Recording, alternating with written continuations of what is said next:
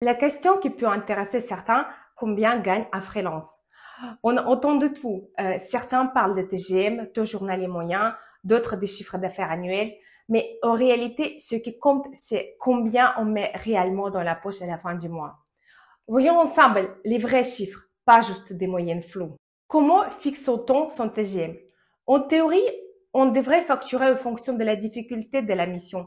Mais soyons honnêtes, la plupart du temps, on fixe son tarif en fonction de ce que l'on pense vouloir sur le marché. Le TGM dépend de plusieurs facteurs. L'expérience, le profil, les compétences et surtout ce que le marché est prêt à payer.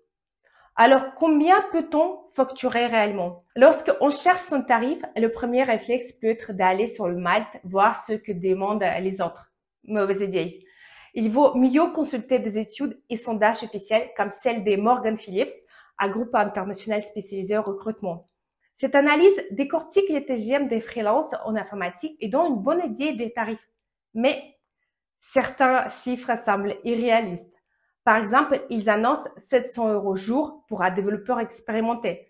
Sauf que dans la vraie vie, c'est rarement le cas. Il s'agit souvent des tarifs facturés par des ESN aux clients, pas de ceux qui récupèrent réellement le freelance. Pour les chiffres plus proches de la réalité, mieux vaut regarder les forums comme Freework. Le développeur confirmé tourne plutôt autour de 480 € jour et non 700 € jour.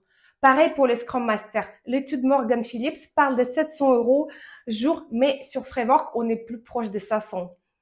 Les chiffres des cabinets de recrutement sont souvent gonflés. La réalité du terrain montre que les TGM sont plus bas que ce qu'on en fait croire. Une autre question intéressante, combien prennent les ESN?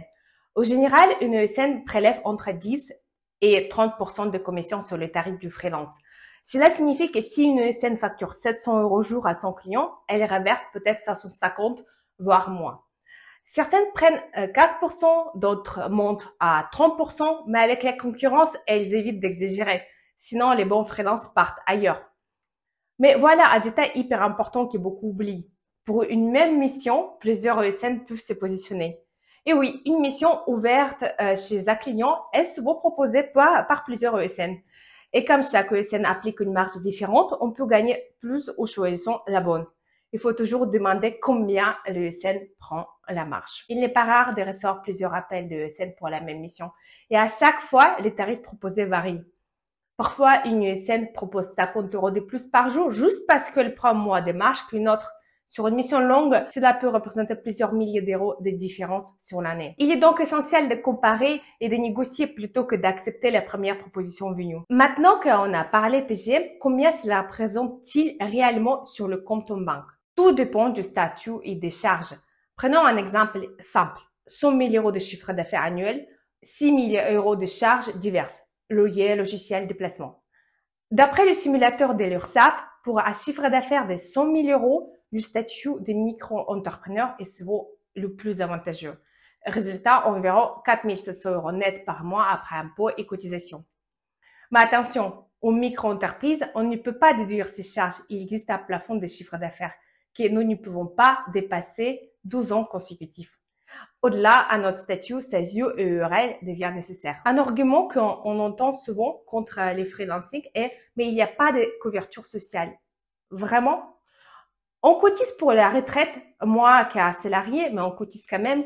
On a la sécurité sociale, oui, on est couvert. Et on peut prendre une mutuelle et une prévoyance pour être bien protégé. Le freelance, ça vaut le coup. Si vous êtes bon dans votre domaine, oui, ça vaut le coup. Vous pouvez facilement atteindre 5 000 € net par mois tout en ayant plus de liberté qu'un salarié classique.